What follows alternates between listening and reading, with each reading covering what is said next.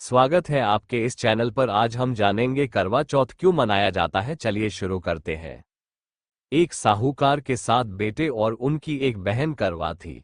सभी सातों भाई अपनी बहन से बहुत प्यार करते थे, यहाँ तक कि वे पहले उस खाना खिलाते और बाद में स्वर खाते थे।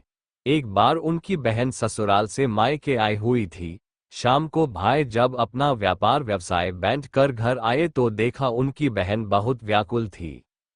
सभी भाई खाना खाने बैठे और अपनी बहन से भी खाने का आग्रह करने लगे, लेकिन बहन ने बताया कि उसका आज करवा चौथ का निर्जल व्रत है और वह खाना सिर्फ चंद्रमा को देखकर ही अर्घ्य देकर ही खा सकती है।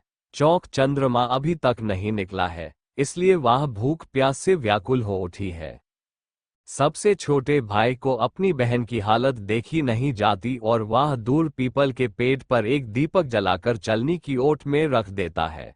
दूर से देखने पर वह ऐसा प्रतीत होता है कि जैसे चतुर्थी का चांद उदृत हो रहा हो। इसके बाद भाई अपनी बहन को बताता है कि चांद निकल आया है, तुम उस अर्घ्य देने के बाद भोजन कर सकती हो। बहन खुशी के मारे सीढ़ियां पर चढ़कर चांद को देखती है, उस अर्घ्य देकर खाना खाने बैठ जाती है। वह पहला टुकड़ा मुंह में डालती है तो उसे छींक आ जाती है। दूसरा टुकड़ा डालती है तो उसमें बाल निकल आता है और जैसे ही तीसरा टुकड़ा मुंह में डालने की कोशिश करती है तो उसके पति की मृत्यु का समाचार उस मिलता है। वह बौखला जाती है।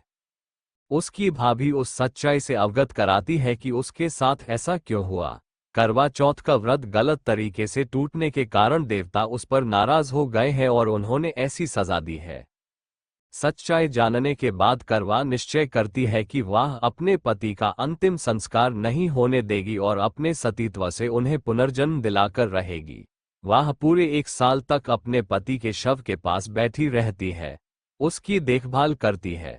उसके ऊपर उगने वाली सुई मुई घास को वह एकत्र करती जाती है। 1 साल बाद फिर करवा चौथ का दिन आता है।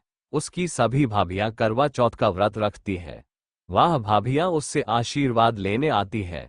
वह हर प्रत्येक भाभी से यम सुई ले लो, पिय सुई दे दो, मुझे भी अपनी सुई स्थिर करनी है और अपने पति को जीवित बनाना है, आशीर्वाद लेती है। लेकिन इस बार भाभी उससे अलग अलग आशीर्वाद देती है और वह चली जाती है। जब छोटी भाभी के पास करवा आती है तो भाभी उससे भी यही बात दोहराती है कि 1 साल तक तुमने अपने पति के शव को अपने साथ रखा और उसका त्याग नहीं किया। अपने पतिव्रता पत्नी में ही शक्ति है कि वह तुम्हारे पति को दोबारा जीवित कर सकती है, इसलिए जब वह आए तो तुम उसे पकड़ लेना और जब तक वह तुम्हारे पति को जिंदा ना कर दे उस नहीं छोड़ना। ऐसा कह के वह चली जाती है। सबसे अंत में छोटी भाभी आती है। करवा उससे भी सुहागिन बनने का आग्रह करती है, लेकिन वह ताल मटोल करने लगती है। इसे देख करवा उस जोर से पकड़ लेती है और अपने सुहाग को जिंदा करने के लिए कहती है। भाभी उससे छोड़ने के लिए नितरती है, खिसकती है, लेकिन करवा नहीं छोड़ती है।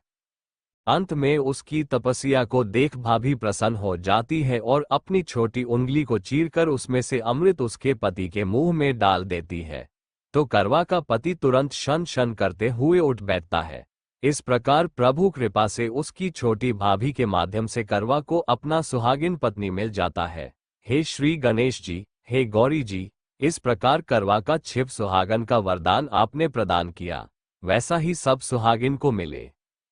करवा चौथ की दूसरी कथा। इस कथा का सार यह है कि शकरापुर वेदाधर्म ब्राह्मण की विवाहिता पुत्री वीरवती ने करवा चौथ का व्रत किया था। नियम अनुसार उस चंद्रोदय के बाद भोजन करना था, परंतु उससे भूख नहीं सही गई और वह व्याकुल हो उठी। उसके भाइयों ने अपनी बहन की व्याकुलता देखी, नहीं सही गई और उन्होंने पीपल की आग में आतिशबाजी का सुंदर प्रकाश फैलाकर चंद्रोदय दिखा दिया और वीरवती को भोजन करा दिया। परिणाम ये हुआ कि उसका पति तत्काल अस्वस्थ हो गया। अधीर वीरवती ने 12 महीने तक प्रत्येक चतुर्थी को व्रत रखा और करवा चौथ के दिन उसकी तपस्या से उसका पति पुनः प्राप्त हो गया। वीडियो पसंद आए तो सब्सक्राइब करना ना भूले। मिलते हैं नेक्स्ट वीडियो में।